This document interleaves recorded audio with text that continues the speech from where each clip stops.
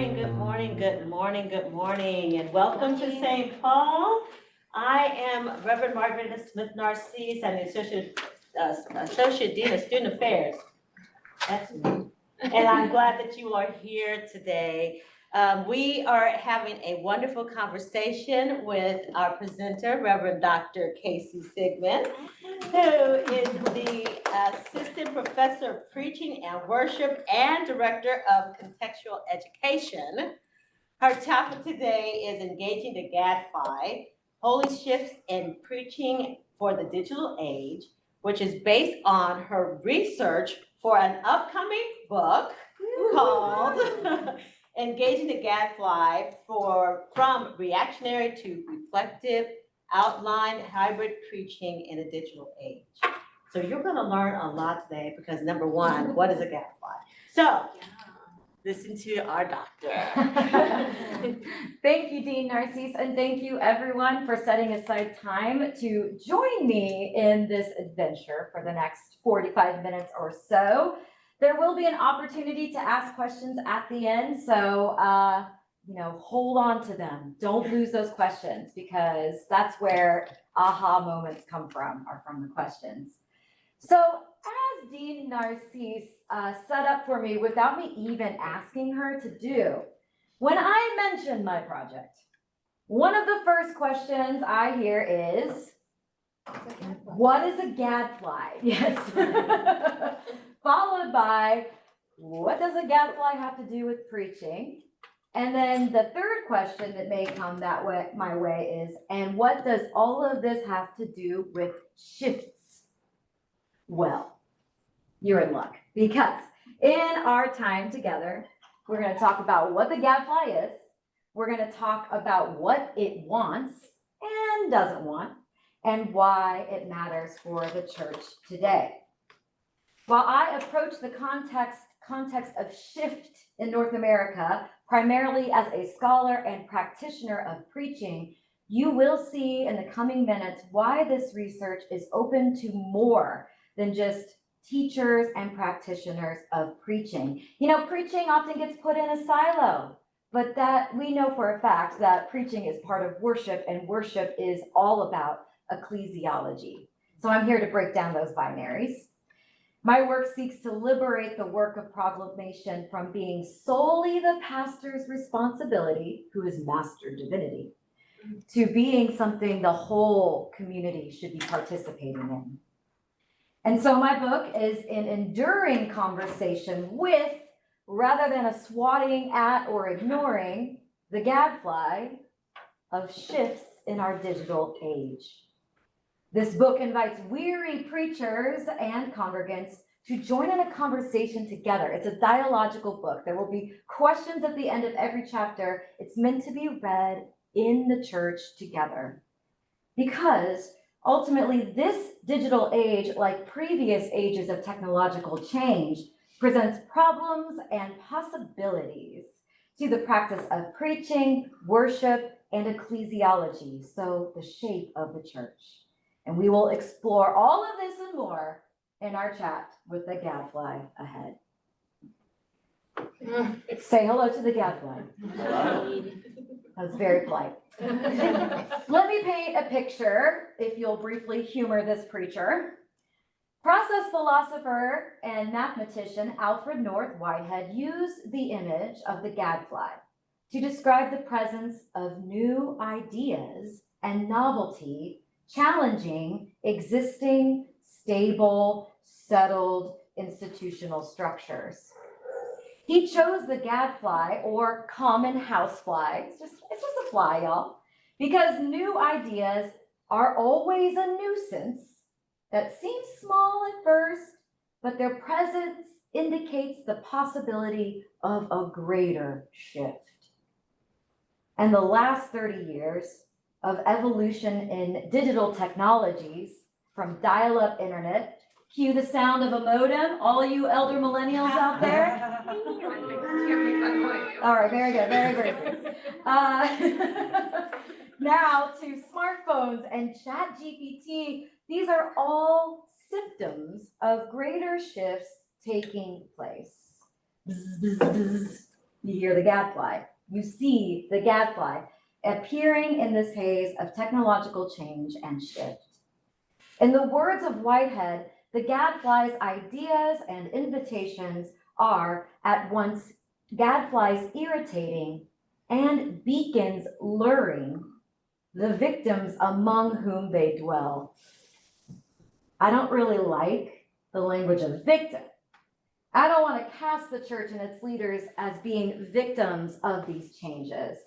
In fact, I prefer to approach the techno-skeptic, the apathetic, the technophile with the notion that we are being invited The worst friend to reconsider the existing order of worship and preaching as being the one and only way we have and will assemble as a church in buildings.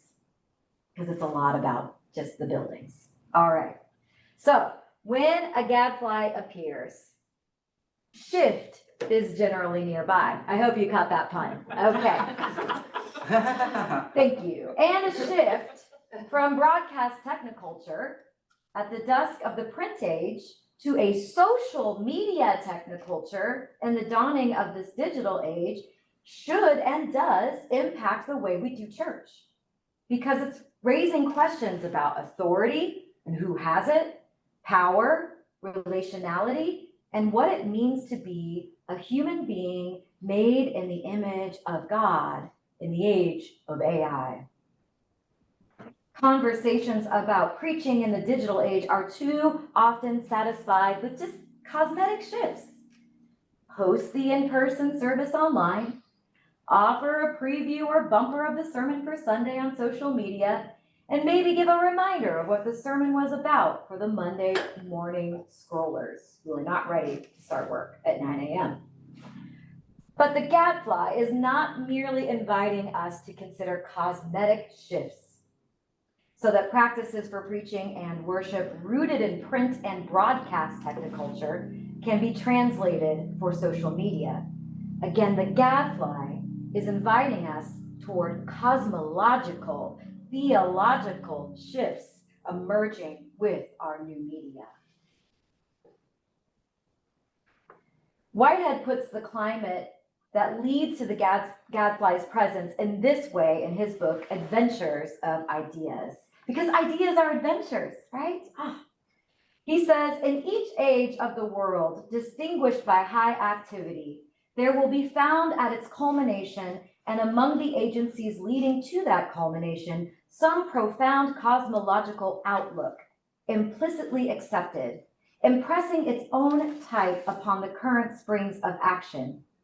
In each period, there is a general form of the forms of thought, and like the air we breathe, such a form is so translucent and so pervading and so seemingly necessary that only by extreme effort can we become aware of it, end quote.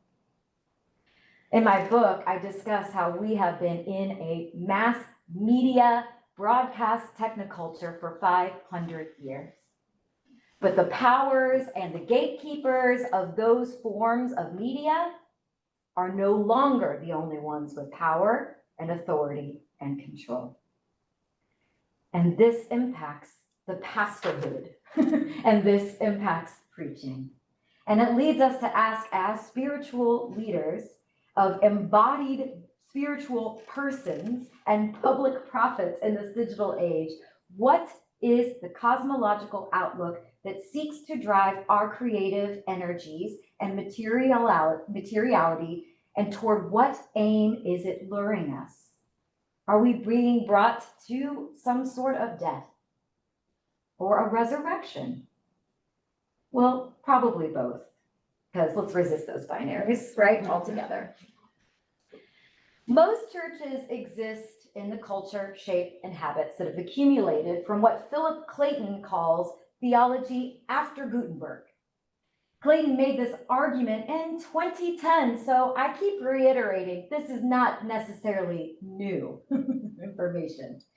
But the church is more aware of the change now because, unfortunately, for probably 90% of us, our first and most vivid exposure to church online was forced upon us. It happened to us, not necessarily through us, in March of 2020. So I think deep down that some of the frustrations and swatting at the gadfly that's going on right now results from the fact that we are just doing our best. You are doing your best as weary pastors and congregants to bring 500 years of habits and practices of the church after Gutenberg into a space that is now being formed and informed by the new habits and practices of theology after Google. There are different ways of knowing, connecting, communicating, assimilating at play when holding up the print age next to this digital age. And we are still now deeply entangled in a holy, messy, in-between time of great shift. Yay for us. Yay for you all, you history makers. And where there are shifts, there is gadfly. Now I'm going to do call and response. Where there are shifts, there is gadfly. And that is the buzz that we're hearing that makes us unsettled. That is the irritation and lack of satisfaction we feel because we are leading worship and preaching and participating in worship and preaching in this season of shift from one age into another. What would actually help us, and this is what my book does, is to look backwards. A lot of scholars are looking at what we did in 2020 and 2021, but I have been researching this stuff long before that. And it's important to look BC, before COVID, at the practices of online preaching and worship that were taking place before it was forced upon the church. So, traits of preaching after Gutenberg that are now being challenged. I adapt this from Clayton's Theology after Google. This is what occurred. The preacher studies the text through the texts of experts on the texts after Gutenberg. Remember, this is a time where theological structures and education also changed dramatically in this shift.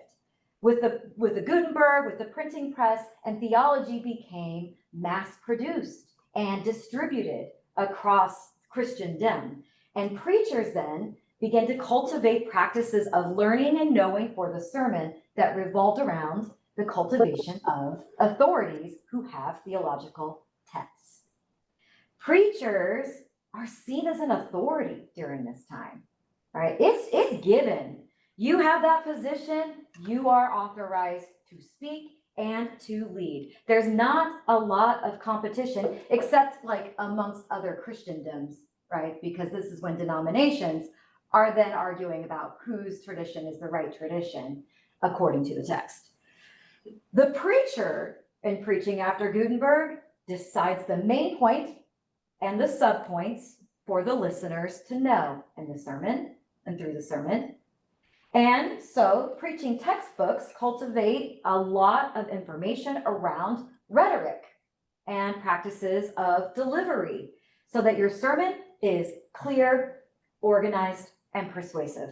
Because as long as you, as the expert, are clear and organized and persuasive, then the congregation will agree with the authority. And thank you for laughing. And so we'll say, thank you, preacher, good sermon, see you next Sunday. And how were the people shaped in this ecclesiology? My students in worship from last week, you know where I'm going with this, right? The architecture changes in the Protestant Reformation. You no longer have open sanctuaries where people can walk around and light a candle and move. Nope, you sit and you're still and the pulpit's in the middle and you listen. And that is the shape of Protestant spirituality. Listen to the word from the one who is authorized to interpret the text. So what's happening in theology after Google? Clayton says in his 5 theses, theology is not something you consume, but something you produce. In the age of Google, Theology is what you do when you're responding and participating. He says no institutions and very few persons function as authorities for theology after Google. But you know it to be so deep in your bones, do you not? At least not an authority as authority functioned in the print age. Theology after Google is not centralized and localized. Likewise, the church cannot be localized in a single building.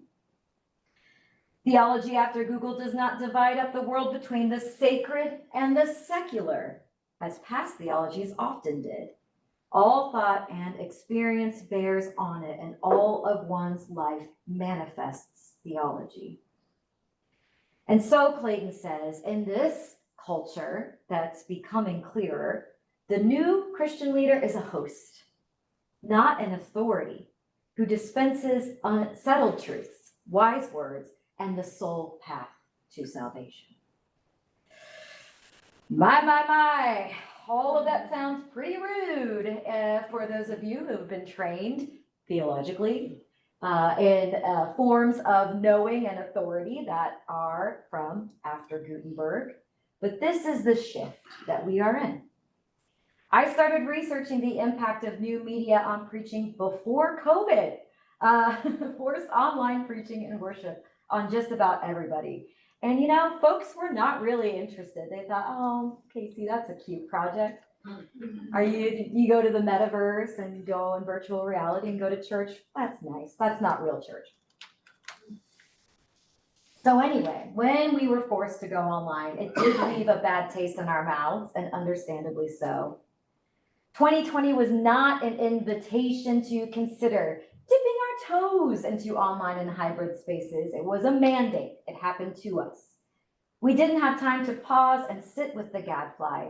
It was, to use a Glennon Doyle term, a brutal season of adaptation in the church, meeting congregants with ritual presence and love, despite our inability to gather in familiar ways. We ached to be together and to gather. And our leaders, you all, stunningly responded to that longing with new ways of worshiping. But as the months progressed, I heard it from congregants and pastors, as we transitioned into more hybrid rather than all online ways of gathering, the gadfly really started getting loud again. And it sounded like, maybe we can talk during the sermon. Maybe I don't want to sit still and listen to a 45-minute message. Maybe sermons are too wordy. Maybe one person telling the story of God for us is not the only way to hear God speaking. The danger of a single story. Is recording and posting sermons on YouTube an adequate way to reach people online and make disciples? These are just a few examples that I have heard concretely from my colleagues as well as my students, examples of the gadfly inviting us to answer those questions together. So will we stop and engage, or are we going to swat the fly away? All right, so I'm going to give you a few examples of worship and preaching that was taking place BC, before COVID. Do you all appreciate, I tried my best to make some memes for you. So thank you. Elder millennial trying to walk the walk. Okay, so first of all, history is so wonderful because it reminds you there is nothing new under the sun. So what have folks been doing? Well, all the way back in 2004, the Church of Fools was established for Gen X, who were the young ones at that time, unchurched folks. And this was established by the Methodist Church in England. This is something to celebrate, Methodists out there. I see laughter from Elena as this church was for you, the Church of Fools. It was for you, Gen Xers. So this church lasted for a long time. In fact, even on Reddit, there are still some remnants of the Church of Fools who still talk about those good old days and gather and assemble together to talk about theology and life, because there's no sacred secular divide, right? And so it started kind of as an email chain, and then it became a space with avatars. Think of Minecraft today. That was the technology at the time. And they gathered and assembled in a worship space that looked kind of like a neo-Gothic block cathedral for worship on a regular basis. And listen up, there were some 45,000 folks who participated in the Church of Fools. That is not a one-off event. But what you notice in that space is that there is a challenge and an invitation for more collaborative preaching, because the rules are different in that space. So if you go on YouTube, you will see clips of people with their avatars just walking up in front of the pulpit while the preacher is talking. And you also have an ongoing chat to the side. There are little bubbles that pop up, and it's a multi-sensory conversational experience. It's preaching in network. It's not preaching in a monologue. And then you have Second Life as well. Lots of churches established themselves in Second Life. And one of those was Koinonia in 2009. Koinonia was established by Congregationalist churches by Kimberly Knight, who as a queer pastor knew for a fact that especially in 2009, there weren't many safe harbors for queer Christians to come together for worship. But the internet for her was this amazing opportunity to have church and gather those folks who were dispersed and scattered, no matter where they live, with a common purpose to see the sacred worth in one another as God has created them.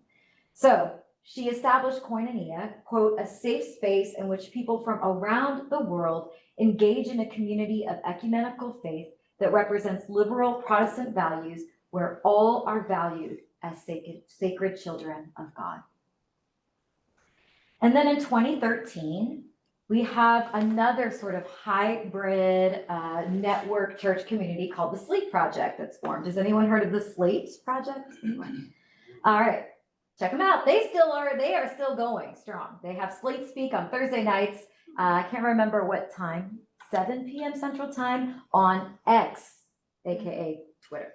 Okay, so they were established in 2013 by the ELCA as a space for anyone who is a Christian but is really tired of being trapped in communities where people are not welcome, microaggressions and racism still exists, to imagine a world of what if for the church.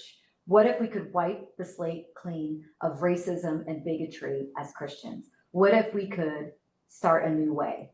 And so it started off as Bible studies on Twitter, the tweet chat that is a conversational sermon hosted by a rotating leader each week. And it revolves around, it's 1 hour long, 3 prompts. You get a bumper ahead of time to know what scripture and topic will be discussed.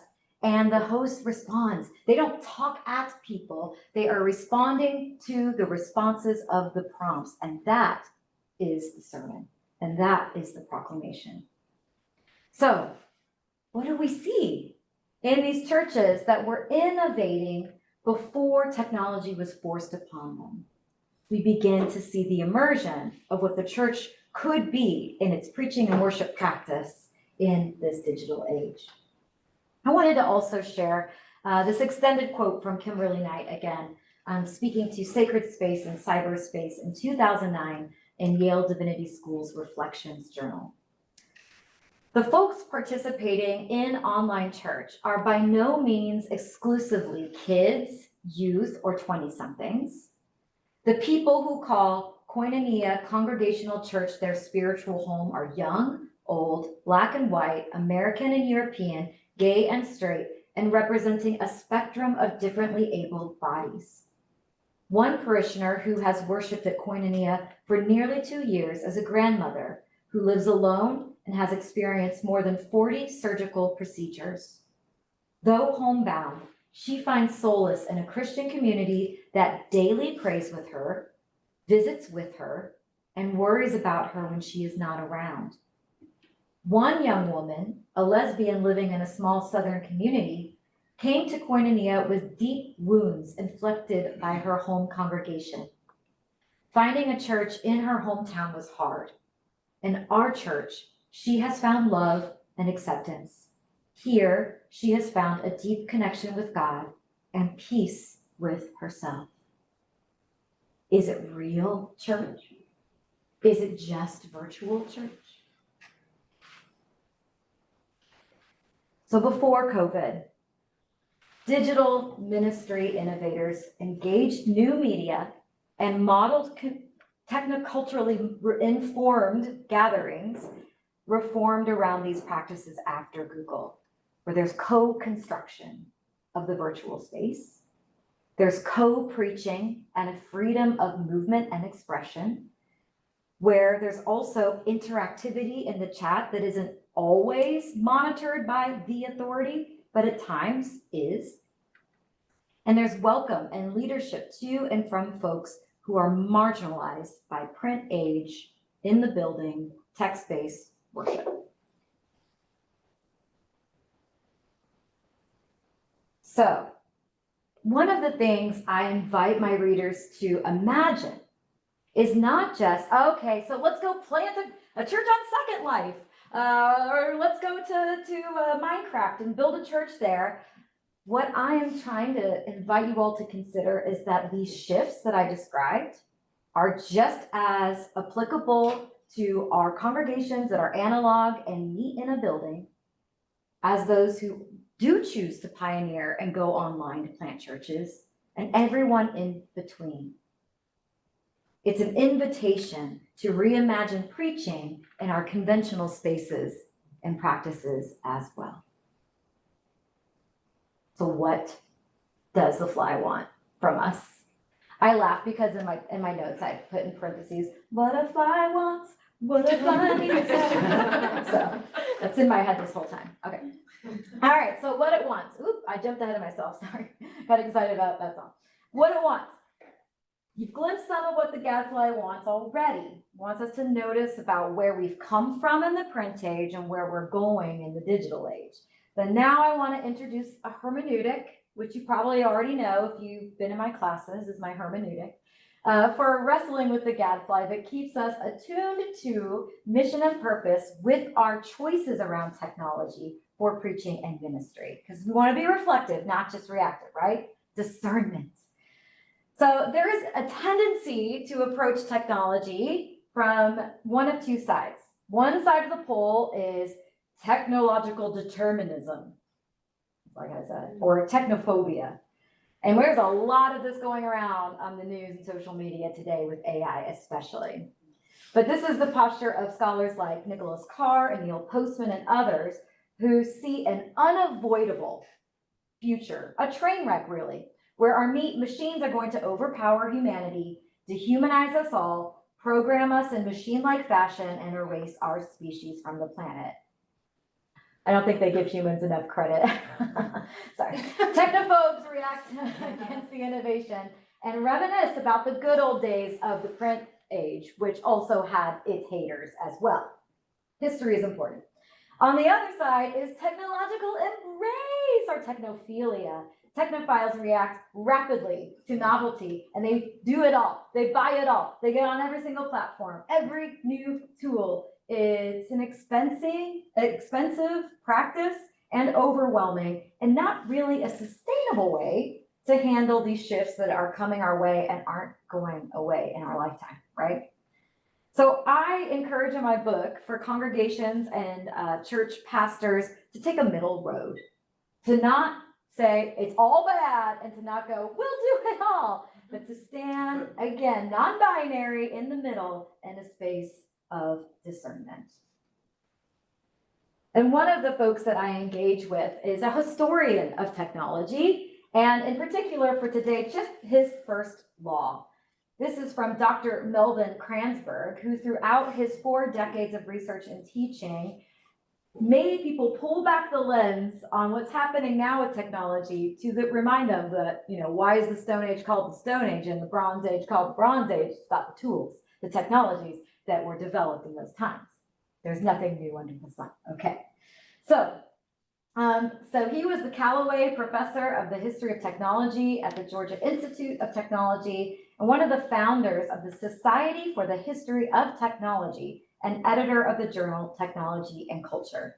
In his 1985 presidential address to the society, which he helped to establish, he summarized 3 decades of work with 6 laws framing the discipline of the history of technology. And again, I'm only lifting up the first because I think that's enough for us to chew on today. Technology is neither good, nor bad, nor neutral. Say it with me. Technology is neither good, nor bad, nor neutral. And Kranzberg claims that technology has a historical cultural existence that extends well beyond the print age. It's not a brand new problem for humankind. There is nothing new under the sun, but we are currently in the midst of shift. And so, what are we going to do? What do our newest technologies want according to the Gadfly, but also what is the role of the church in responding to technological shifts? So, in 1963, Clyde H. Reed wrote a concise yet compelling argument against preaching's efficacy and the top-down mass media broadcast form that it had accumulated from the Reformation. In this article, Preaching and the Nature of Communication, Reed cites new discoveries in communication studies that show an absence of dialogue leads to a communication breakdown in the intended recipient of a message. Engaging research from communication studies on the importance of dialogue for deeply embedding messages, and Rule Howe's writing on the monocle illusion in preaching, Reed's conclusion to the church is firm. Quote, "The absence of dialogue in the preaching situation may be the key to understanding the failure of preaching to achieve the results in changed lives." End quote. Reed does not stop at a critique of a one-way authority to laity sermon monologue. He goes on to critique the church order that emerges from mass media's impact on preaching, a paid preaching expert upon whom the lay folk rely upon to perform, quote, "the bulk of the church's ministry," end quote. Additionally, Reed laments, quote, "by turning the preaching ministry over to a paid professional, we are also giving them a job too big for one person alone," end quote. Other writers on the margins have made similar critiques of the inherited form for preaching that is word-centered and broadcast-centered from the print age, including J. Nash in 1932, introducing the term spectatoritis to describe the disease of passivity in the audience who sits back and expects entertainment from the performer preacher. In 1955, the Reverend Dr. Martin Luther King Jr.'s sermon notes claim, quote, "There are many who have caught the contagious disease of spectatoritis. Such persons are only spectators or onlookers, but not participants. Such persons watch the minister and choir indulge in prayer and praise. They come to see what is going on rather than help to create, give direction and enrichment to what is going on," end quote. And then in 1970, E. Stanley Jones, in the Reconstruction of the Church, What Pattern, laments the static pattern of modern worship, saying, quote, "The congregation is supposed to be silent and receptive, and the pastor is supposed to be outgoing and aggressive. That produces by its very makeup the spectator and the participant. Men and women who during the week are molders of opinion, directors of large concerns, directors of destinies, are expected to be putty on Sunday morning." He's a gadfly, who it turns out has been busy making a buzz in scholars' ears, not just lately, but for a while now, around the traditional forms of preaching, worship, and the ecclesiology that results from these practices. Is it any wonder then, hearing the lament and the grief about spectatoritis, that we see more participation and shared leadership and co-creation and curation of worship and preaching BC in the before COVID assemblies online? Or if not online, because it wasn't just a shift there, look at the emerging church. Look at the dinner church pattern and tell me that that's not an ache, a response to the Gadfly's invitation to resist spectatoritis and to have more participation of the whole body in preaching and worship. So maybe, just maybe, the gadfly is a version of the Holy Spirit, another winged creature who hovers over chaos and is on the brink of bringing about something new. Liturgical scholar and not a process theologian or historian of technology. I mean, everybody's been saying this stuff, y'all. Bernard Cook said in 1976 this about our faith. Christianity is a community possessed according to the Christian faith with a unique vitality that stems from its animation by the Spirit of the risen Christ. For this reason, the faith and experience and life forms of the New Testament communities, uniquely normative though they may be for future generations, can never be the static pattern for those future generations. As an eschatological reality, the church is always coming into being, always new, in a radical and sometimes unexpected fashion. So what does the Gadfly Spirit want the church to do? And what does preaching have to do with it? Be open to some shifts. Because if we shift preaching out of print and broadcast patterns into these qualities, little by little, and in my book, I give you some examples of how, so don't be overwhelmed, just buy the book when it comes out next year. If we shift just a little bit to these BC qualities of preaching, then we are allowing the church tradition, the Christian way, to continue organically into future generations. So, if you haven't figured it out by now, with the Alfred North Whitehead quotes and everything else going on, I approach my work as a process theologian. Doing so empowers me to not hand over too much control to the faiths, or gods of technology, or the Christian God's omnipotence. As a process theologian, I am responsible. We are responsible for the choices that we make faithfully here and now. Choices to affirm tradition and challenge outworn habits of tradition. But also, we have the option to challenge the traits that are emerging from the social media culture out of our Christian praxis. It's reciprocal. It's not one way. But if we aren't showing up, who will be the shapers of good, holy, welcoming habits in those social media spaces?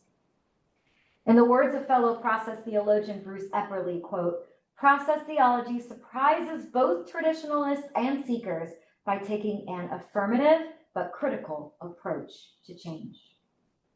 So this is why my book encourages pastors and congregations to read and speak together.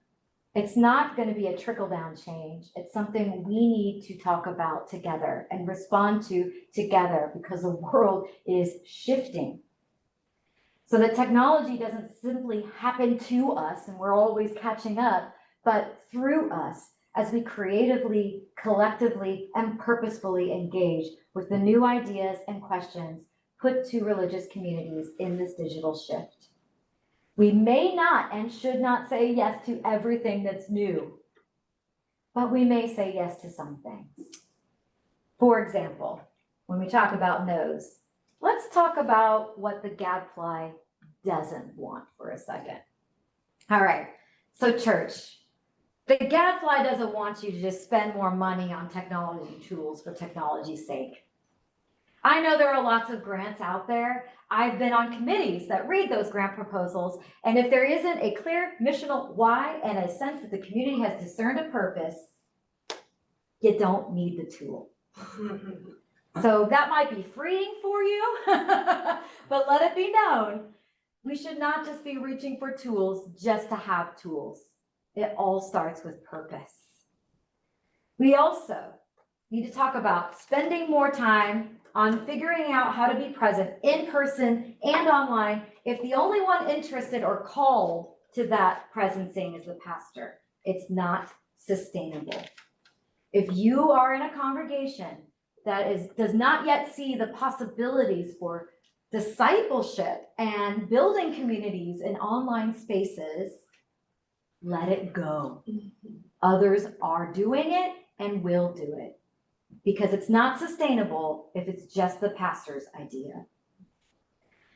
Also, going after online people to the neglect of in-person people. I've seen this happening.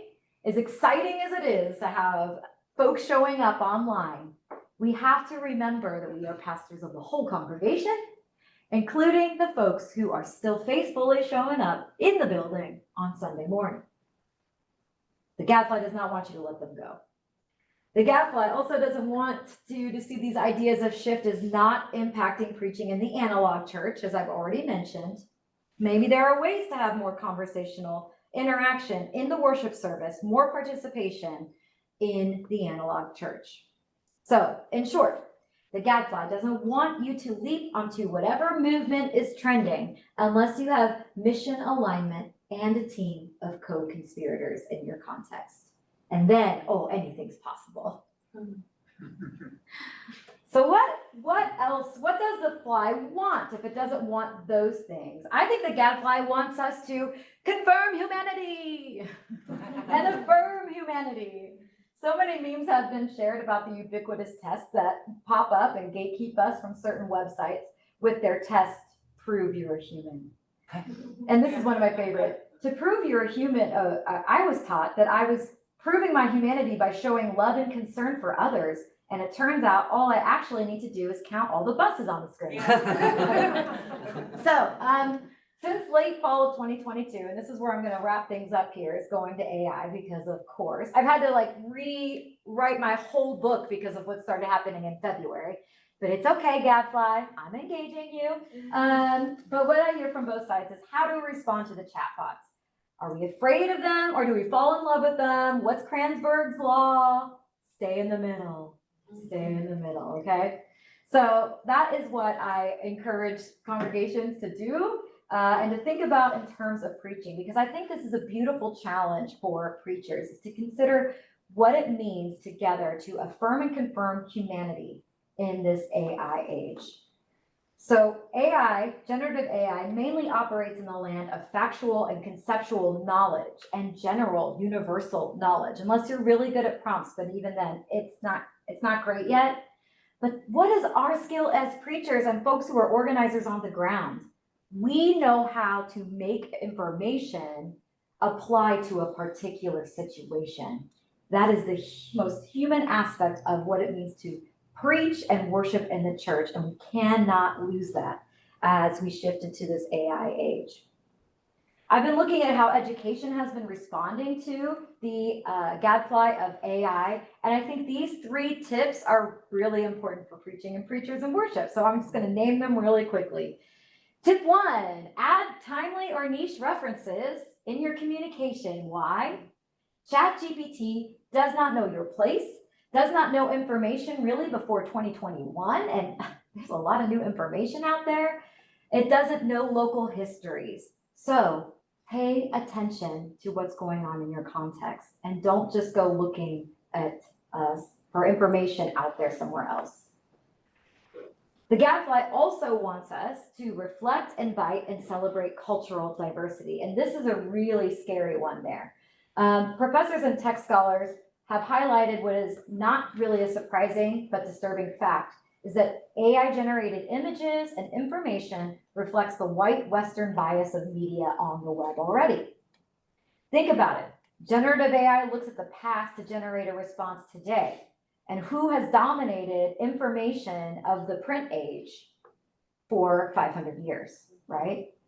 So we need to be aware of the fact that AI is reflecting back at us that bias in its responses and our prompts. And it takes pastoral discernment to resist and say no to what AI is putting out there.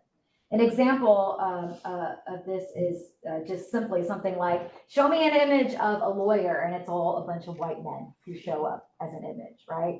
So we need to be aware, resist that dehumanization by having preaching that is reflective and celebrating cultural diversity. And tip 3, require human-to-human interaction. This is what educators are doing instead of just having essays all the time.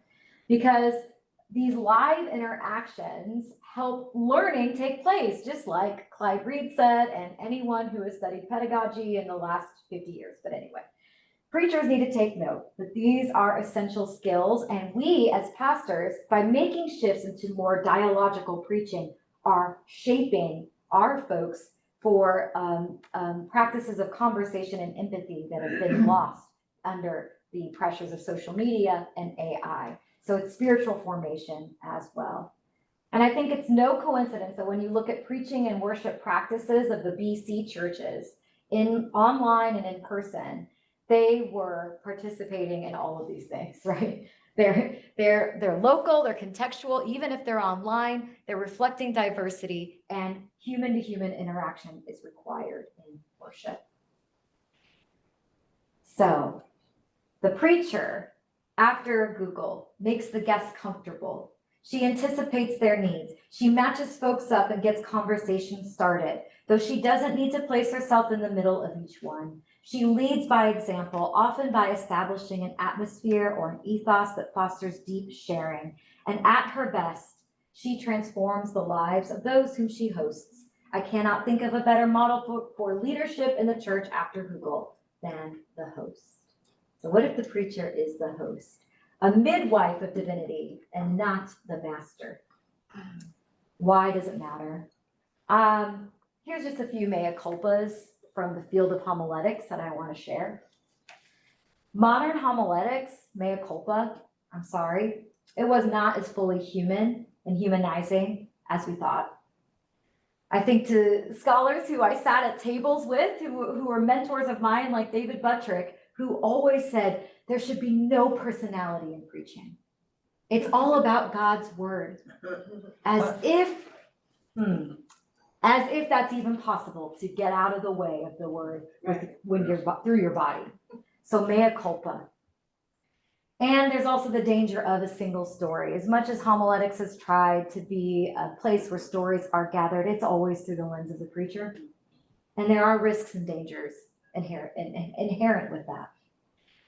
Another mea culpa from modern homiletics, individualistic salvation, preaching for the soul to be saved without paying attention to the wider organic web as our home and part of God's redemption, not a place to escape from and not to subdue. Mea culpa. And the last one I talk about in my book is the slip into lay passivity, spectatoritis that has occurred. A rhetorical focus on the best way to speak to the many as one person, the erasure of testimony, especially in the white Protestant church, and a performance aesthetic over participation. It is my hope that preaching in the digital age will take on new forms as the preacher takes in the role of the host or the moderator to do the things that it cannot be replaced by Alexa or generative AI, right? A host requires an assembly, but does not control every move of the assembly. They work towards strengthening the network. And we see some guides in my book. I lift up the practices from Priya Parker's The Art of Gathering, Parker Palmer's The Courage to Teach, and Ruth Cohn and her theme-centered interaction for psychotherapy and psychology that German theologians turned into a discipline called communicative theology. But I didn't say that in German because I don't speak German. And models for conversational preaching rooted in pastoral identity as a host and moderator are what I offer in my book, if you are curious, to be adapted for in-person as well as online forms. So, in closing, we need more than Reverend Alexa in the pulpit. There is so much going on and so much wisdom in our communities that we pass by when we don't participate and dialogue together in preaching and worship. I think God is trying to tell us something that in a galaxy far, far away about our need not to settle for easy answers. I want to name the awards of a shift into more dialogical and participatory forms of preaching and worship after Google. For one, it nourishes communities of proclamation in which everyone takes responsibility for theologizing or talking about God from what they know and they've experienced of God in their own life. Communication studies proves that we learn best this way, responding immediately to information offered rather than sitting and passively receiving it like you have for the last 45 minutes. I'm sorry, I'm almost done. Knowledge of God in the world is shared and spread throughout the community in this way. Everyday Christians find their voice and their responsibility as followers of Jesus. And there's a reward for the pastor who witnesses this communal event and doesn't have to sit in the office and imagine, what would my congregation say about this? As they hear the hearts of the congregants and are directed by the Holy Spirit Gadfly to take new steps. To hear the hopes and fears rather than sitting in the office, the leader receives guidance on leadership, and the divide between preacher and people crumbles as lines of communication open both ways in worship as an act of worship. And finally, upcoming generations, and I laugh at this because I was reading some of my older research and they've been saying this about Gen X, Barna's been saying this about everyone. What are the young people looking for in every age? Not easy answers, but relationships, belonging, and a safe place to ask questions. When two galaxies bump into each other, a question mark appears. Oh, there it is. There it is. So preaching has always and already been impacted by technoculture. And we are not in a new place, but we are on the brink of something new. And it is not a death knell. No. I think this is an exciting invitation for the church and the seminary to be what comes next and bringing the good news of Jesus Christ to an online hybrid in-person world. Thank you so much for your time. I look forward to our conversation.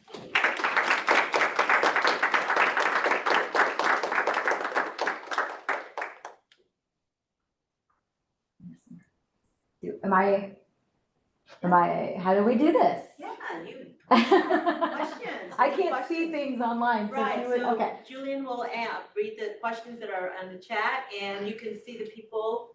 Hi, people. If there's anyone has something. Hi, people. There's none in the chat, but if anybody wants to just open their mic and ask a Yeah. question, they can. Yeah, open your mic. I can see, if you turn your camera on, I can see you. Oh, hi. Hey, former students. Hey, Dan Norwood, who got to live through the first iteration of my Preaching in a Digital Age class at St. Paul in 2017. Remember how there was a blizzard that February and all of my students were like, we did worship on Facebook. And we were like, whoa, that's so new. But you all are the innovators.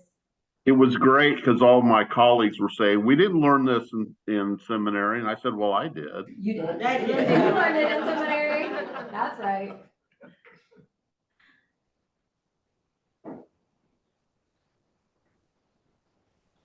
I'm curious. Okay, so my ministry setting is Church of the Resurrection, which is an enigma, given the size of it. Firmly rooted in this normative monologue And mass media. in mass media within Yeah.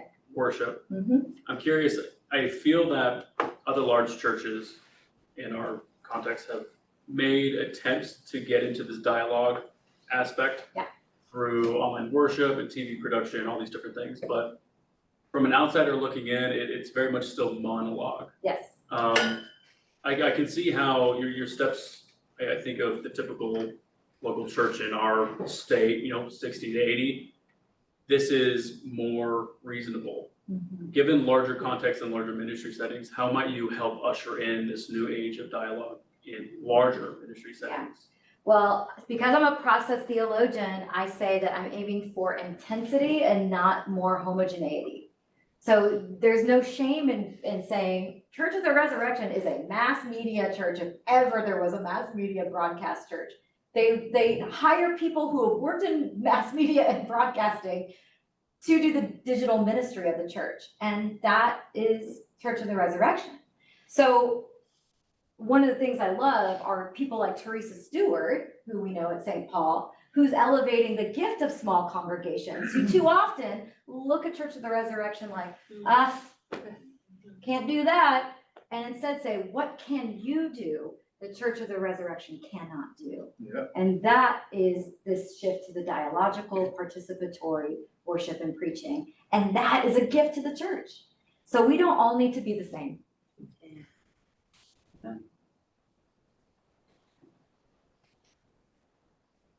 I saw Abby Pepper, and she's another St. Paul alum who's taken the work of the Gadfly into an analog space with the dinner church. And Corey. No, I can't see anyone anymore. Corey has a question. I Corey can't. has a Oh, it moved up here. Hi, sorry. My screen. Hey, Dr. Sigmon. So question, so my ministry context is an island, right? So, you know, I You're on only an do ministry. island? I only do ministry with, you know, college students, undergraduates. But everywhere around me are very small, rural, typically older congregations. In my area, the average age of your regular church is like, you know, 65 to 75. So not necessarily for me, but for a lot of those smaller, more rural churches, how would you go about encouraging or I don't want to say pushing, but pushing these churches to do ministry more in a more digital sense in their area, where I mean even broadband internet access is, you know, spotty at best. So yeah, that's an excellent question, and this is why my research in my book is kind of it's not what everybody wants it to be per se. In that, again, I'm emphasizing how the techno culture is changing. Yep. No matter which tools we're using, it's changing. So I think that's another example, is not necessarily that they should feel as if they need to go online and start Right. like doing things that are inauthentic to their mission and their identity, but the participatory piece. So take the model of a tweet chat sermon around 3 prompts into their congregation. And, you know, I've seen this happen. For example, I had a colleague who led worship a few months ago at my church. It's only like 100 folks, mostly older, and a very traditional worship structure. And she came in and said, "We're doing a conversational sermon." You would think that our congregants would not want to respond. If they just like, their hands were flying. They're from 3 years old and 4 years old up to their 90s. They were talking and responding, and people looking at each other and having insights they had never had about each other. That wasn't through social media, but that is because of the shifts that are taking place culturally, and that can apply to an analog church as well.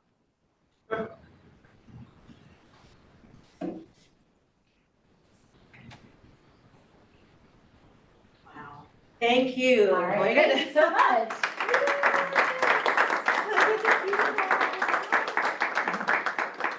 Thank you so much. Wow. So we know what the Gadfly is asking, Yeah. is inviting us into something new. So thank you for this information, for invitation. So now we're going to shift go to lunch, but if you do have questions that you hadn't formulated yet, you can send them to Julian, and his text or his email is in the chat, and she'll answer those questions. We'll do some outtakes so that you'll have an opportunity to get answers to responses to your questions. All right? All right, thank Yes, you so much. thank Great. you. Thank you. Thank you.